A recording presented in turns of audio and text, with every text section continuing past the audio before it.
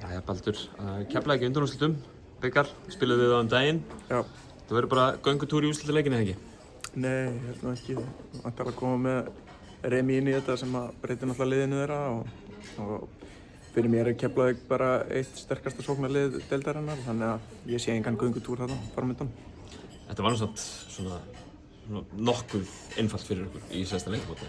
Já, þetta erum við náttúrulega í góðum gír núna og erum að spila líka mikið heimavöllum og erum að ná að spila á mjög hári ákefð og ef að varnarleikurinn er mjög þéttur, það er mjög erfitt að eiga við okkur.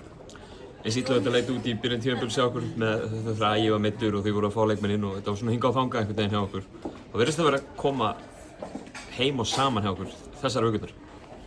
Já, ég meina, þú veist, það er margt sem þarf að smella, þú veist, þegar þú ert að spila vel, skilurðu, þú veist, þú vilt náttúrulega vera með menn í toppstandi og meiðslaleysi og allt svoleiðis sem að náttúrulega hjálpar og við erum á góðum stað núna og vonandi náum við bara að halda því.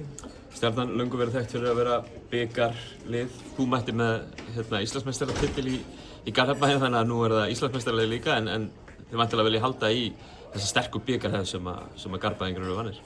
Já, þú veist, við náttúrulega erum að fara þarna til þess að reyna að klára þetta mót og bara vil sjá bara menn keyra vel í gang á undanúrslitaleikinn, enginn eitthvað svona bíða eitthvað eftir einhverju öðru Þú veist, það þarf bara að fara og sækja þetta og við þurfum bara allar hendur á dekki það Kærar þakkir Baldur.